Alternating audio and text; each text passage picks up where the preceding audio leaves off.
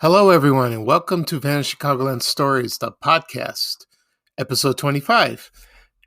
This is your host, P. Castanes, and this program is brought to you by Old Chicago Indoor Amusement Park that was located in Bolingbrook, Illinois.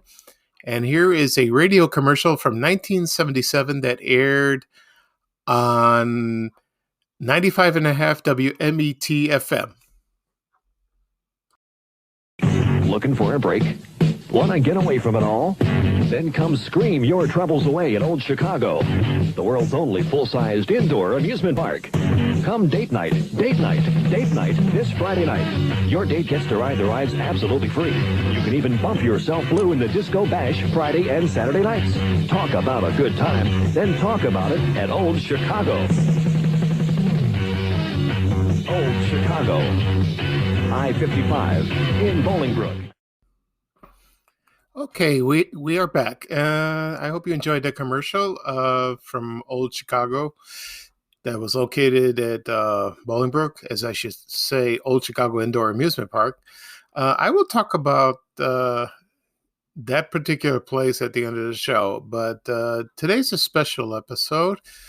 I'm going to talk about three celebrities that passed away this past weekend, and that have special memories for me while growing up in Chicago.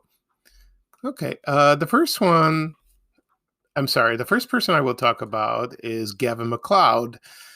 We all know from his roles, his most famous roles, that is, from the Love Boat and the Mary Tyler Moore Show. And I will talk about him, all the shows that I watched when I was little and watching him on TV, and talk a little bit about his career.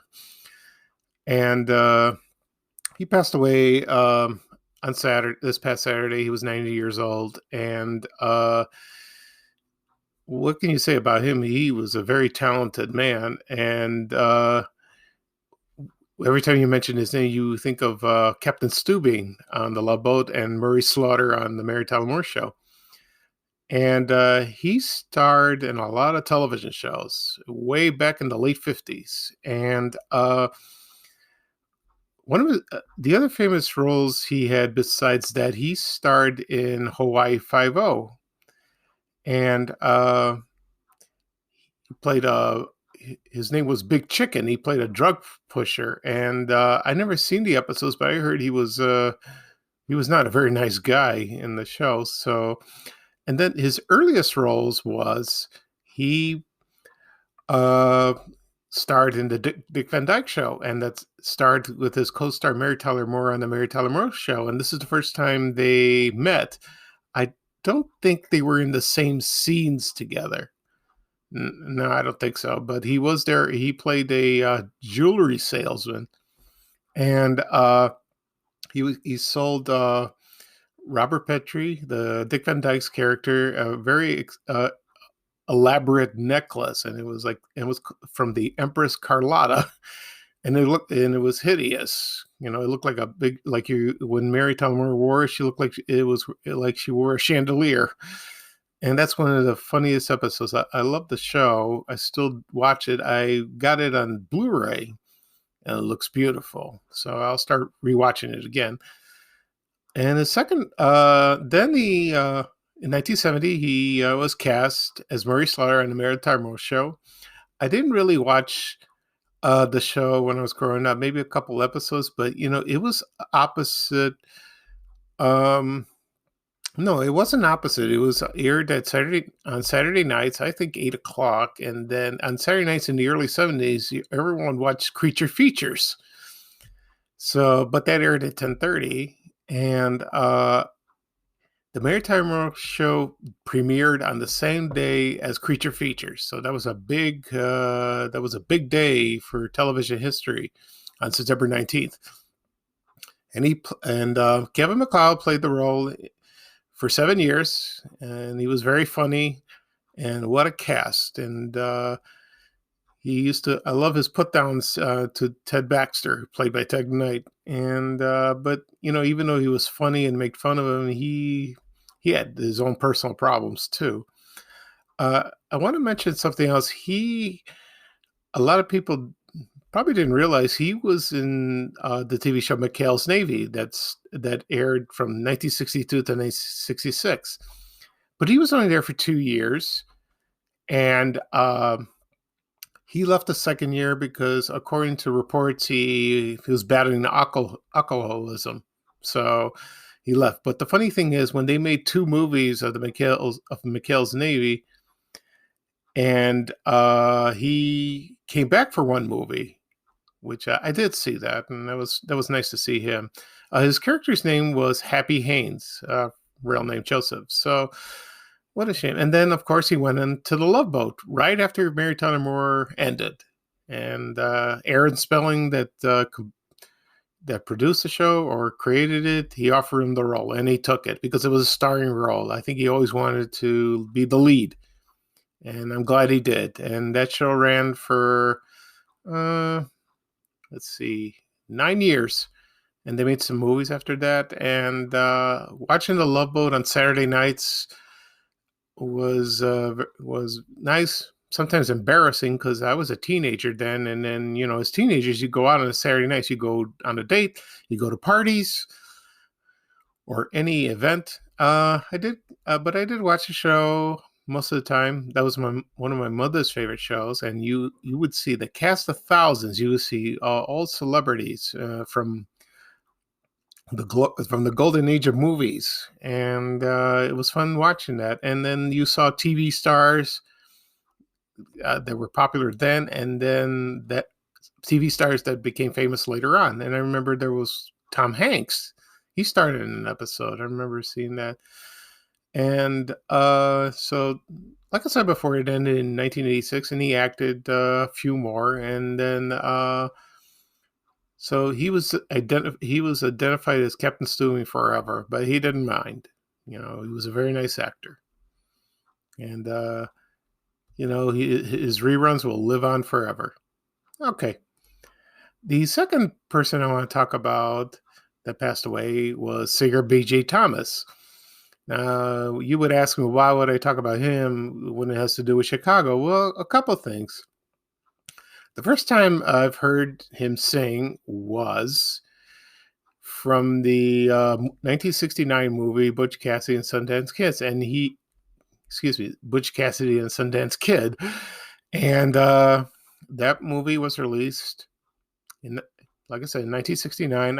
I've seen it a couple of times. It's a great movie with Paul Newman, Robert Redford, and Catherine Ross, and they played that song, Raindrops Keep Falling on My Head, sung by B.J. Thomas, and he was famous for that.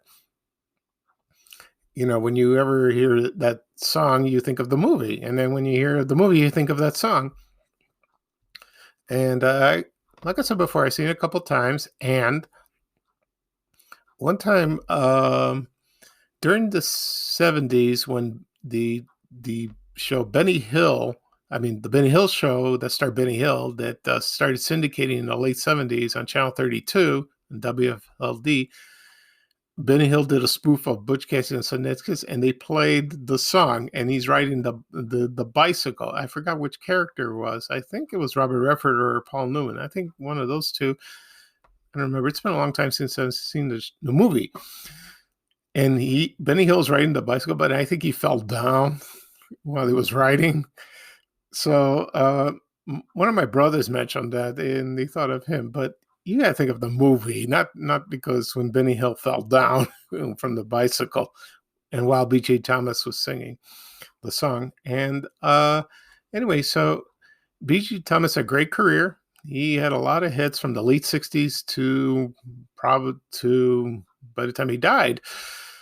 And according to reports, he was supposed to perform at a concert here in Chicago in St. Charles, but I guess he passed away, so he won't be able to. And I remember seeing him on Hee Haw, and that show is goofy and they tell bad jokes, and then you have these country music performers, and he was there performing. He was wonderful. And let's see, other hits he sang was Hooked on a Feeling. And of course, Raindrops Keep Falling on My Head. And let's see, there were a couple more. Let's see what we got. Let's see here. I Just Can't Help Believing. I like that song. And there was one from 1975. I remember hearing it on WLSFM, and it was, "Hey, won't you play another Somebody Done Somebody Wrong song?" At first I didn't like it, but I loved the song. So, and that came out, and that was released in 75. And like I said, WLSFM or AM used to play it all the time. So it's a shame he passed away. He was, how old? He was 78 years old, and he was, suffered from lung cancer. So that's a shame. All right. The third celebrity I want to talk about is this actress. She passed away yesterday on May 31st. Her name was Arlene Golonka or Golonka. I don't know how to pronounce her name. And she was everywhere on television. Everywhere, all TV shows, starting from the late 60s until maybe a couple of years ago. And I had to find out some information about her. Where she grew up and how she got started. And believe it or not, she is from Chicago. And she was raised in the Wicker Park neighborhood. And she went to Wicker Park Elementary School. I don't know what it's called. I think now it's called Roberto Clemente Grammar School. I'm not sure. And she graduated from, I'm sorry. Yeah, it was Wicker Park Elementary School. I think they renamed it. And she went to Tully High School, or Tully, how they pronounce it. And that changed to Robert Clemente Academy or something like that. And then she was born in Chicago, and her name is Polish, and it means, I looked it up, I could be wrong, it means pigfoot or ham hock. It's just funny. So, and then she worked at the Goodman Theater, and then she moved to New York and did some roles in Broadway. And then she came to California in 1967. And then she starred in a lot of TV shows. I'll give you some examples. She was on Get Smart. She was on Maude. She was on That Girl, Mary Tyler Moore's show, which I mentioned before. MASH, All in the Family. She was, and then she was on Taxi. She was, and recent past few years, she was on King of Queens. So her famous role was she starred on the Andy Griffith Show, and then she co-starred in the spinoff Mayberry RFD, which starred Ken Berry. And a lot of the regulars from the Andy Griffith Show moved over to that sitcom for the spinoff. And Andy Griffith appeared very early on in the show, and then he left. And then Don Knotts, I believe, appeared in one episode, and so did Ron Howard, who played Opie. And Mayberry RFD premiered in 1968.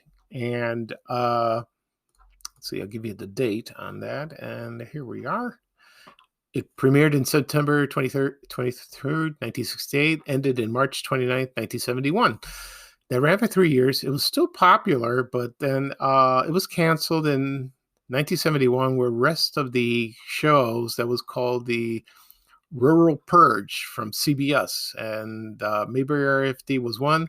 Hee Haw in Green Acres. Petticoat Junction ended in 1970, a year earlier, so they were all gone. And they mentioned that any show that had a tree in it, was canceled, which is terrible, because most of the shows were fine.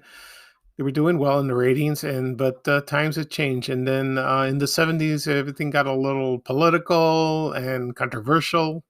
That's why All in the Family, which premiered in 1971, became so popular. It was different, and it was shocking, controversial. It's still a funny show.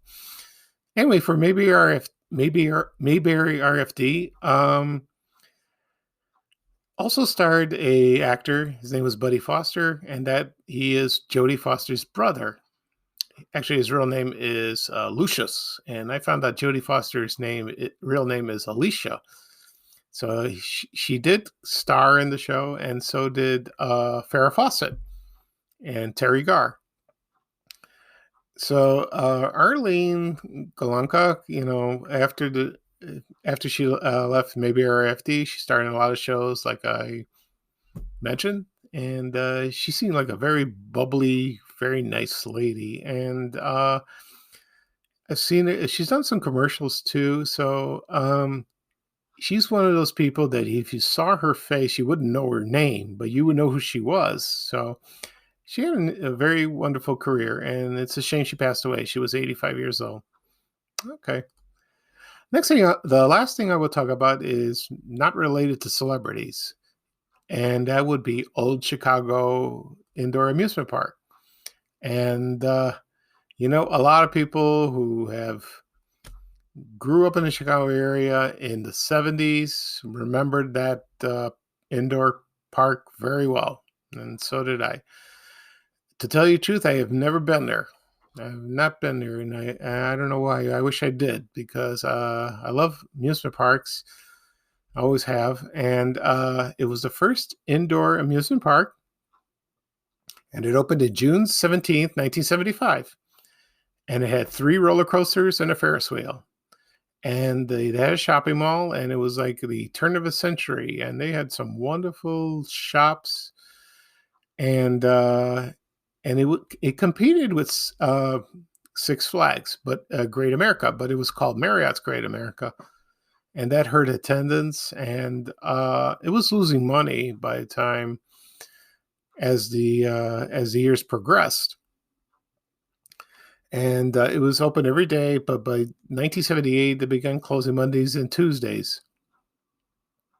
And the park closed in March 17th, 1980. And then they tore it down, and then it was demolished in 1986 in the spring. So I don't know what's there now. The last I heard, a rumor they were going to build a Amazon distribution center. I don't know if they're going to. That's a hurt. But as far as I know, but there's still a sign that says Old Chicago, like a street sign somewhere. Someone told me about that. A friend of mine that used to grew up there. He told me about that. And the person who designed the amusement park, his name was Robert Brindle, and he got that idea from Knott's Berry Farm in Buena Park, California, right outside LA. So they had their grand opening in June 17th, 1975, and I remember I posted something about that Marshall Brodeen, who played Wizzle the Wizard, Bozo Circus, and he was a professional magician. He opened a magic shop there, and I didn't know that, and some people remembered it, and they remembered that, and there are pictures of that, which is great, and so the reason I talked about Old Chicago is that I found an ad that B.J. Thomas performed there in October 1979, and there were a lot of acts, a lot of music acts, a lot of even TV heartthrobs at the time. There was Willie Ames from It Is Enough. He performed there. He sang, which I didn't know. It must have been interesting. And let's see, there was some amusement parks rides. There was the roller coasters. That was called the Chicago Loop roller coaster, and now it's called the Kenobi Corkscrew, and that operates in a amusement park called Kenobi Lake Park, and that is in Salem, New Hampshire, right outside of Boston. It's interesting. And so trying to find what other rides were there, and I will look. Let's see what we got here. And I don't know about how would I say this? Like stores and like I said, concerts. They had like that. Okay, and then let's talk about the mall for a bit. And they had ice cream shops, sold T-shirts. There was one called they had an area called the Water Street Market, and there was a restaurant called the Beer Garden Restaurant. And that's interesting. Oh, very nice. And I know they had an arcade there. Yeah, so you can play games with that. So let's see what else they have here. They, like I mentioned, they had the Chicago Loop, a roller coaster that looked like a lot of fun. And and let's see what else they had. They had they had the log races there and all kinds of stuff. One thing that was interesting was there was a movie they filmed at Old Chicago. Here, look it up. I think it was the movie called Fury, The Fury. I remember they advertised that the on TV and I heard it on the radio. And let's see what else. And the movie The Fury that came out in 1978, they filmed around the Chicagoland area, and there were some scenes in the amusement park that was filmed there, and they showed the Chicago Loop roller coaster. And the movie starred Kirk Douglas, John Cassavetes, Amy Irving. That starred in Carrie. That was Andrew Stevens. And that movie was scary to me when that came out. And so so they did. I remember there's some videos on YouTube, and you can find them, and also pictures on the internet where the actual movie, the 1978 movie The Fury, was filmed, and that was interesting. Okay. So that'll be all for today. I'm glad you joined me. This is the last episode of the season, episode 25. But like I said before, don't worry. I will start a new episode, and that'll be season 2. Would be show 1. I would call it episode 26. And hopefully I'll do one this upcoming weekend, and it'll be a lot of fun. Okay, so I hope everyone had a nice 3-day holiday weekend. And this is Pika Sanas for Vanished Chicagoland Stories, the podcast. And so it's bye-bye for now for me. And take it away, Ray Rayner. We have to go. Bye, bye, bye.